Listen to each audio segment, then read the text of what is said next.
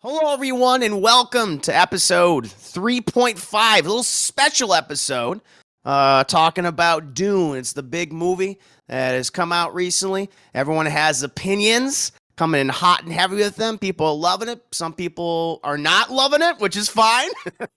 Some people are in between, and I think that's really cool. I think that's really cool, and I wanted to have a discussion about this because this has been a movie people have been long anticipating. It was delayed due to the pandemic. There's been multiple attempts to adapt Frank Herbert's novel and series, of course. And I totally understand why people are very, very, very excited for this latest film. For those of you who are familiar with my content, I did my own kind of like in general review, my general thoughts on the most recent stream where I talked about how I thought the movie was gorgeous, beautiful cinematography on a technical level. It's superb. The sets, the costume design, even some of the narrative stuff I did like, particularly like the world building, I thought was very good. It was very understandable. I didn't feel like it was obtuse or anything like that, which is one of the things I was worried about. But I was like Denis Villeneuve and the other filmmakers and the writers, they handled that very well. And I liked some of the characters, including Jason Momoa as Duncan Idaho and Javier Bardem as the Spit Guy, as I like to call him, or I guess his name is Stilgar. His name is Stilgar, which is a very powerful name. I had some issues with the sound mixing in the movie and some of the score, and I was not a big fan of the story in general, or really most of the characters. I feel like the characters were very flat and underdeveloped. But I just want to take a moment and kind of have each person, for those who have seen it, or maybe just in your general impressions of Dune, because we have a lot of people here. We have Ace Rock, we have Alex, we have Austin, we have Chris Ayers, we have Ducking Henry, we have Jacob, Casfey, me, and I'm Xavier. But I want to give each person a moment to talk about the film if they have seen it, or maybe just Dune in general. Ace Rock, we'll go ahead. I'll start with you, good sir. Hey Your general everyone, impressions on the thanks. movie. So I Dune, just in the spirit of full disclosure, it's my favorite series. It's my favorite novel. I've read the novels, the first three novels, multiple times, and all six of the core books Mm. at least once. To my mind, I think this is the definitive adaptation of the novel. I think Denis Villeneuve accomplished and pulled off what everyone said could not be done. He does make several compromises and choices to excise certain plot lines and a lot of characters, um, and story beats that you know I- are all they're all choices I completely understand why he would do it, and in many ways I think he improves upon the book and Frank Herbert's narrative, because the thing about, I think people want to describe Dune as being like this wide sprawling space opera, and it is that, but it also is, before it's a space opera, it's really a social commentary, um, and I think that what Denis Villeneuve successfully does, um, you know, in contravention to David Lynch's '84 film, which dives headlong into the the the familiar hero's journey that everyone knows and loves and thinks of when we think of like all our other stories, like whether it's Lord of the Rings, Star Wars, et cetera, et cetera, et cetera. But Dune and Frank Herbert explicitly wrote that story in the Paul Atreides arc to not be um, a hero's journey. If anything, it's a cautionary. It's supposed to be a cautionary tale of what heroes can do to us. And what I love about that Villeneuve manages to do, um, is he does explicitly put in this film multiple moments where you see um, Paul Atreides make certain choices that really show you that he's not a hero, that he is not doing things for the good of the people, that he's not doing things to be the leader that his father, Duke Leto Atreides, was. So I find that what I admire about the film is that that's a really brave choice to do, because it subverts, what our expectations are for this film. And I think that so many people, when they think of Dune, think of the '84 Lynch movie of Colin McLaughlin and Sting and Max von Sydow and the like Dino De Laurentiis's like set design and what have you, and Kenneth McMillan's like crazy wild and wholly inaccurate rendition of Baron Vladimir Harkonnen. Is I think that what Villeneuve has to actually battle against is not the complexity and density of the novel, but the fact that the majority of the people who know Dune know it through David Lynch's film, which as authentic and accurate as Villeneuve is in this film, Lynch was completely inaccurate. I mean, there are things that he does in that film that are wholly, completely made up out of whole cloth, right next to things that actually are lifted directly out of the novel. But is there no milk? Is there no cat milking? No. Damn it! There's poison. There's that, and and the thing is that whole thread, that whole plot line about Thufir Hawat, Villeneuve seems to have excised out of his adaptation, which is a huge deal. Like, that's a huge plot line because it has a lot to do with the development of Gurney Halleck, Thufir Hawat, Lady Jessica, and her relationship with Duke Leto and everyone else around her. Right. It also plays directly into, the fact that the issues regarding Dr. Wellington Yueh, and it's and there's also another scene too. There's a dinner scene where Paul really gets to strut his stuff in front of a bunch of other people, and a lot of people were disappointed that scene was left out, because it's a big character moment for Paul, and it's something I think it would have addressed a lot of the criticisms that are rightfully there against how Paul is portrayed in this book or in this film. Yeah, no, I agree. If there's just not a lot for him to do in this movie. Yeah. But and that's an absolutely like fair criticism. And I think that as much as I love this film, and I do love it, and it actually I walked into it with high expectations, and I walked out of it with my expectations surpassed. And I do appreciate that it is not a perfect film. However, I would contend that it objectively is a great film, and it's a great science fiction film, and it's as good as one could ever hope to do, in terms of adapting the source material. It's absolutely authentic in its portrayal and of what the story is about and what the major themes are, even if it chooses to set aside certain core themes of the book. The ones that it does choose to really focus on, it really does do justice to. Emily, Alex, have you seen the movie yet? Do you have any opinions on Dune in general? No, I know nothing. Okay, here we go. I like it. Simple, very nice. Austin, how about yourself? Have you seen the movie yet? Any impressions? Your general impressions? I'm gonna actually be watching it right after we do finish the Avatar talk. But I read a little bit of the book, and I was reading a bit of the book today.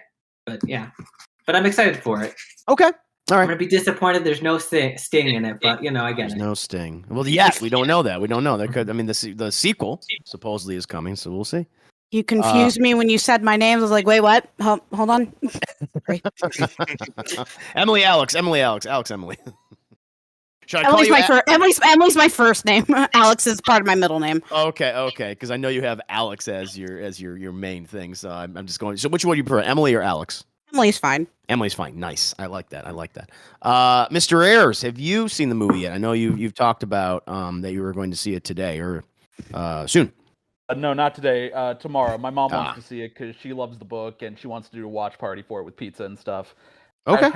I've read part of the book. I tried reading it a couple summers ago while I was at my grandparents' house, and I got about 40 or so pages in before I was like, I can't wrap my head around this. Like, this is just too dense for me. I had the same problem trying to read the Lord of the Rings books, but Yeah. I have seen the Lynch movie, and I love it for pretty much all the wrong reasons. And I'm looking forward to this movie, and I'm very curious to see what all the hubbub's about. Yeah. No. Cool. Stefan, what about yourself? Have you seen this movie? Any general thoughts on the film? So I have not seen the movie. I have not read the book. No. Okay, that's fine. No, it's fine. I'm just curious. Just want to ask people. Jacob, what about yourself? Have you seen the movie? Any thoughts on it? I have not seen the movie. The only thing I could only go off by is by the trailers. Okay. What the trailers were portraying to me is like it's like Star Wars, but in the desert. That's what I'm getting off of it. So I talked about last night where there's no doubt that so many other filmmakers and writers and creators have taken from Dune. Like Lucas obviously took from Dune. Where the beginning of the Star Wars takes place on a desert planet, following a young man who yearns for something greater. There's no doubt that he stole liberally from Isn't all of sci-fi like that? That's true. Yeah. No, everyone borrows from each other. Everyone steals from each other. Even the greats steal from each other. That's just how it is. That's what keeps the genres alive and evolving constantly. So yeah. If it wasn't for Akira Kurosawa, we wouldn't have Star Wars. True. Yeah. There's that as well. You had The Hidden Fortress, which George Lucas has admitted was a film that had a major impact on him and the creation of Star Wars. So good point. Cass, what about yourself? Have you seen the movie? Any thoughts on it? I actually haven't, and I really don't know anything either. I've become interested because of all the discussions happening around it, and I just haven't decided if I want to read the book first or see the movie or even watch the 1980s one first. That's interesting predicament. Yeah, because you either watch the new movie, the '84 film, or the book. I don't know. I think it might be best probably to watch the new movie first, and then you can get more details when you read the book again. And this is only like half the book too, as well as like this part of the movie. At least maybe at least 2/3 of it at the very least. But okay, that's cool. If I could suggest too another, if you're having difficulty reading the book, the audiobook is actually quite good. Like listening to the audiobook is actually not a bad way to experience the novel as well. That's a good suggestion. Yeah, never considered that. Cool. Xavier, what about yourself? Have you seen the movie? So I've only seen, I think, about 30 to 45 minutes of the movie. Okay. And so far, I kind of like it. I can see where, because I know some people said that the pacing is kind of off, and so just being in like the 30-minute mark or 45-minute mark, I can see where I can see where there's areas where it can like get bogged down. One thing I really noticed is that the contrast, I think, is like turned all the way up. Like everything's bright in this. Like even the black and brown people look like very like bright. It's just a very bright movie, and but yeah, I kind of like it so far. Also, I was going to mention that I think there's a graphic novel of Dune. Oh, there is as well. Yeah, so there is, and it's trash. Don't read it. Oh, damn. All right. Yeah, it's hot garbage. The graphic novels are really more controlled by Brian Herbert, and Brian Herbert's involvement in the books is really problematic for a lot of people, myself included. Like I don't even bother with them anymore. What's the big reason why, if you don't mind explaining? He retcons a lot of stuff.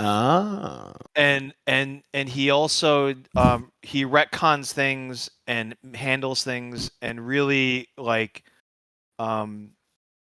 it's just after a while it just feels like he's just cashing in on the brand name. And that's the son. Is Brian Herbert the son of Frank Herbert? Okay. Brian Herbert, and really the guy who's writing it all is Kevin J. Anderson. Oh, I know him. Yeah, I know Kevin J. Anderson. He's a good writer. I read his Star Wars books. Yes. Yeah. He wrote a lot of Star Wars books. Boba Fett books. Yeah, and basically what he does is it's like his books feel very similar to the Star. If you liked Star Wars expanded universe lore and those I do. novels, like then you would like Brian. Then you would like the Brian Herbert books probably more Yay. than. Yeah, you would like them more than you would like the Frank Herbert novels. Oh, that's funny. That'd be great. I'm like the Dune pariah. Yeah.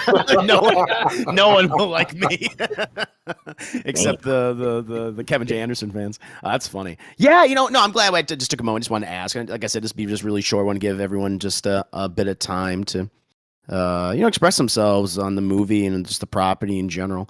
I've not gone on to read the other books. Maybe someday I will. I'm at that point in my life where it's just hard. Sadly, I hate to say it, but it's hard to sit down and read a book of everything I'm working on.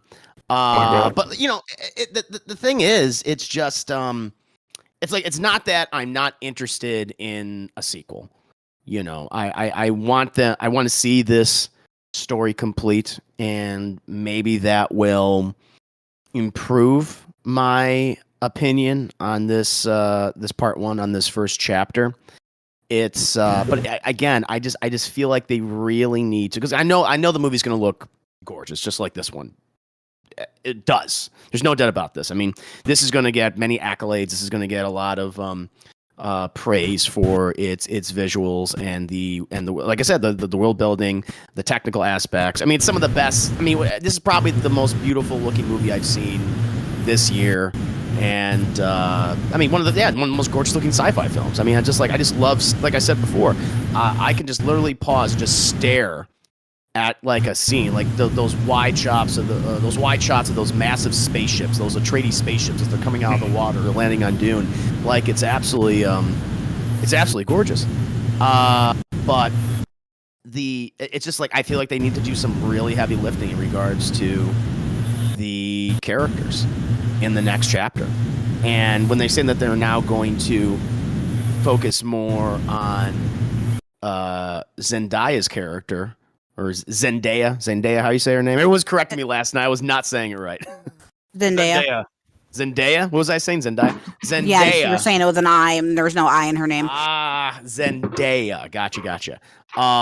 That's going to be more of her story now. And it's like, well, Paul's still the guy. Like, I feel like you need to do more with him, which I know that they will. I know what he eventually becomes and what he represents.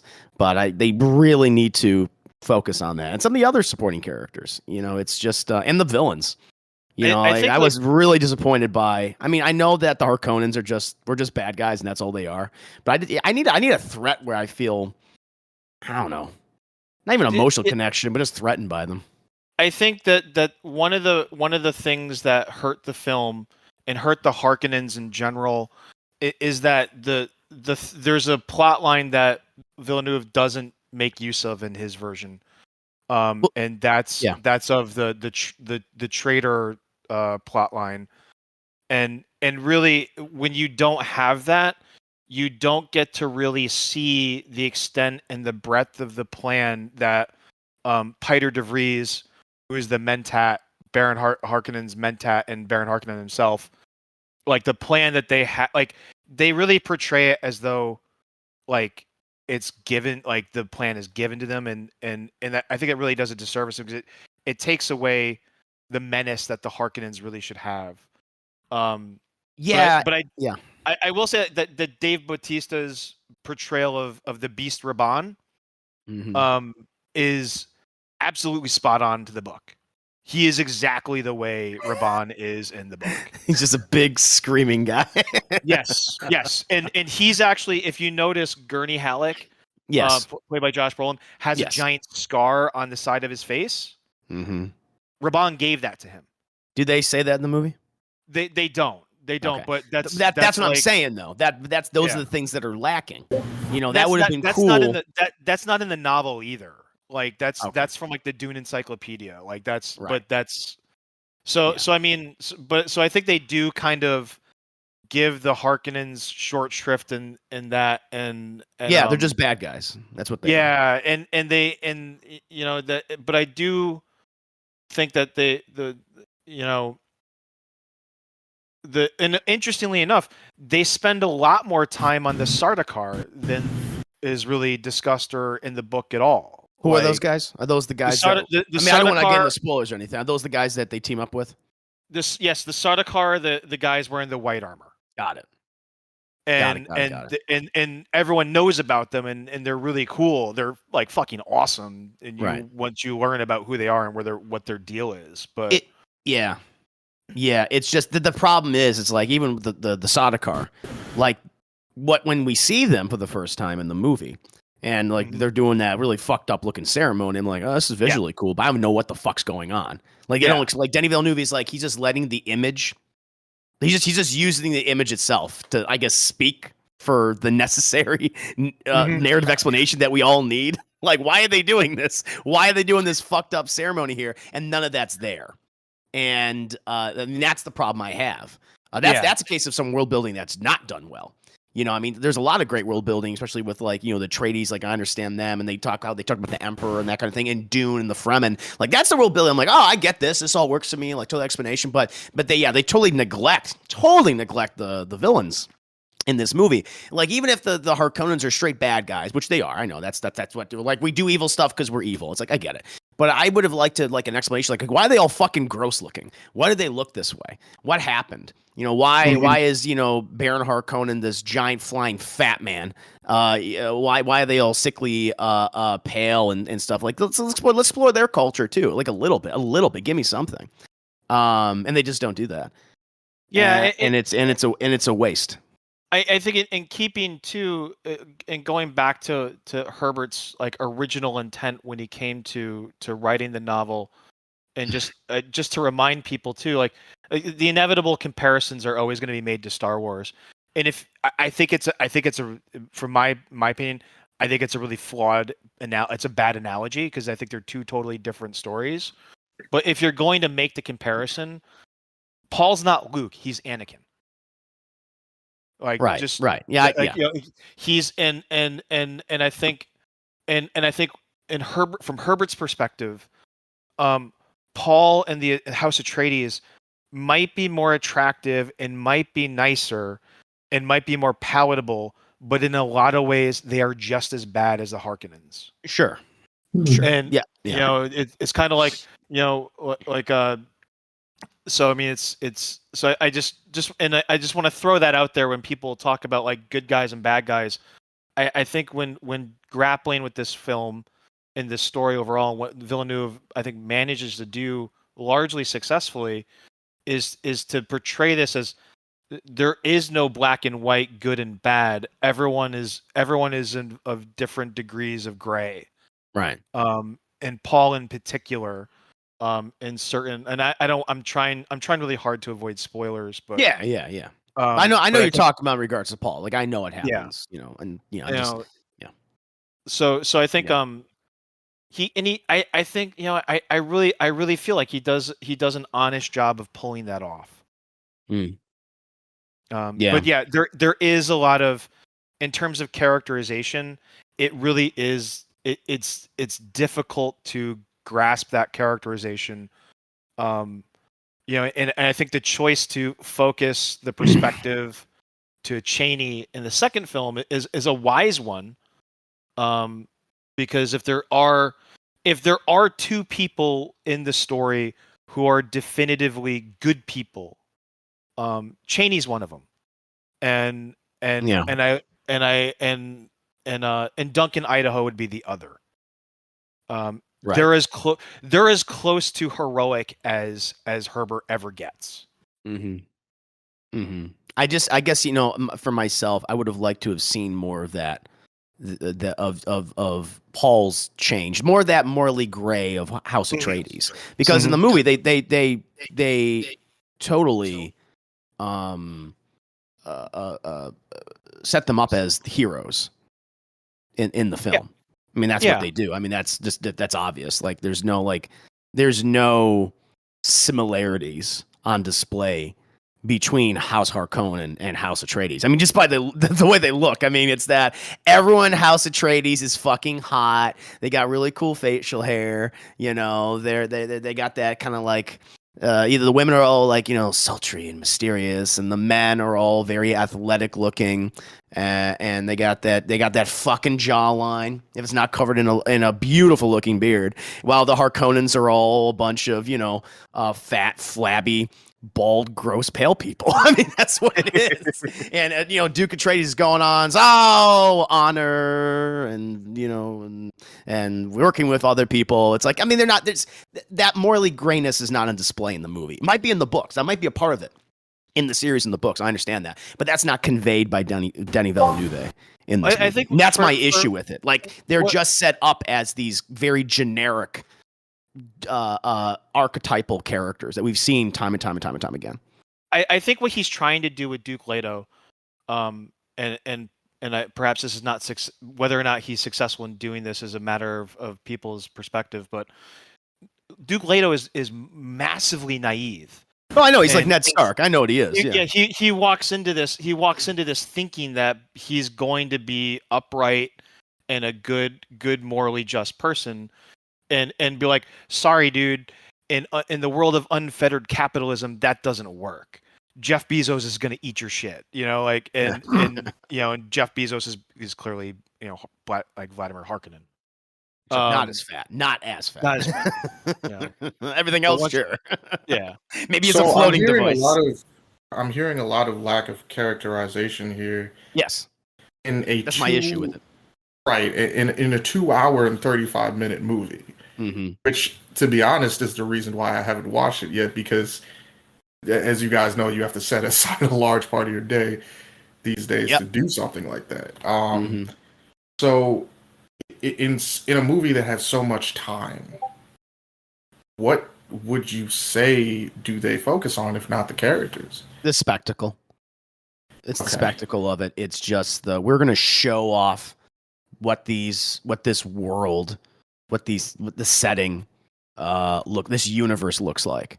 It's a lot of that. It's a lot of visual world building, exposition about what we need to do, what we got to do. We got to get that fucking spice. About Paul having these dream visions. A lot of cutting back and forth. To obvious setup for what the next movie is going to be about. That's what it really is. I mean, it really is. It's just. I feel like because every time I think about it, I'm trying to think of like a good piece of dialogue between two characters, and the only things that are coming to mind again are the thing with Javier Bardem and with when Jason Momoa is on screen, like his camaraderie with so many characters. People just like him. I just like the back and forth. But I'm thinking of like scenes between like Lady Jessica and Rebecca Ferguson's character and Oscar Isaac. I'm like, I can't think of anything. Nothing's coming to mind. I know they had scenes together. I know they talked to each other, but it's just it was like people were talking, but there was no growth, and that's just my problem. The one scene that Oscar Isaac has with her, and he asks her not as your mother, but as the Bene Gesserit. Oh yeah, I remember that. I thought was a for me like a really arresting exchange. But I think to be fair to the film, the book doesn't do any of that either. Like if you want character development, Dune is not a character study. It's a lot of exposition, a lot of and Frank Herbert as well.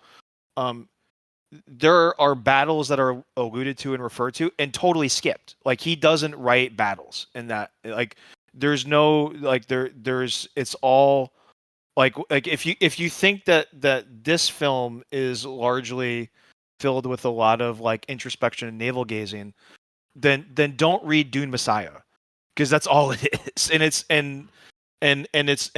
a lot of talking, a lot of dialogue, but it's also just commentary. It's a lot of philosophical questioning about why are things the way they are, and what does this really mean, and how does humanity grow in the face of stagnation? Yeah. Which is a huge theme throughout the whole book. It's like, the golden path and the fight against stagnation is like a huge theme throughout all 6 of the novels. So I think that in some ways, Villeneuve is kind of hamstrung in terms of character development because Sure. the source material doesn't really give him much to work with, and what it does give him, he does stay largely true to, which I think is for better or for worse. And I think if you're a purist, or if you're looking for an authentic recreation of like visual recreation of the words on the page, he does it. Like he absolutely does it.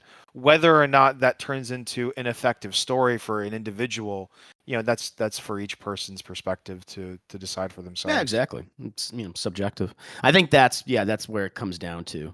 Like the base problem that I have is that like you said, Villeneuve was just he found himself in an awkward place where he's like, I'm just dealing with these characters who are just not given a lot of development because that's not what the book's focus is.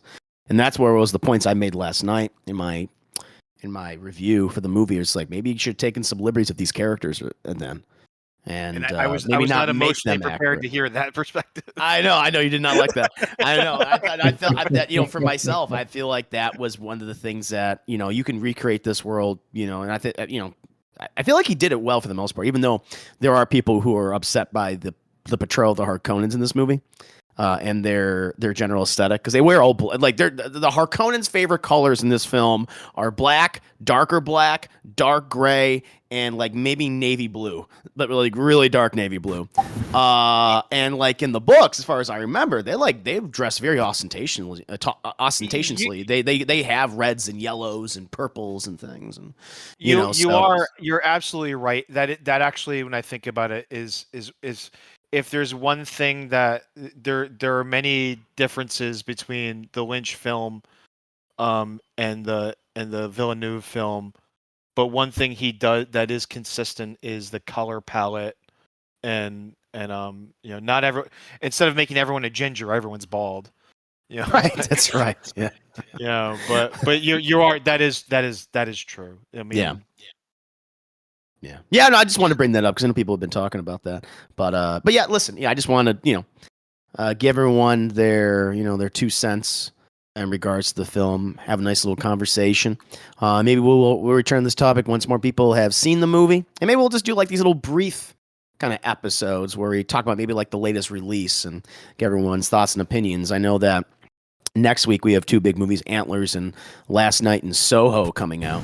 Maybe we'll do a little do like a little mini episode talking about one of those films or both movies if people have seen it.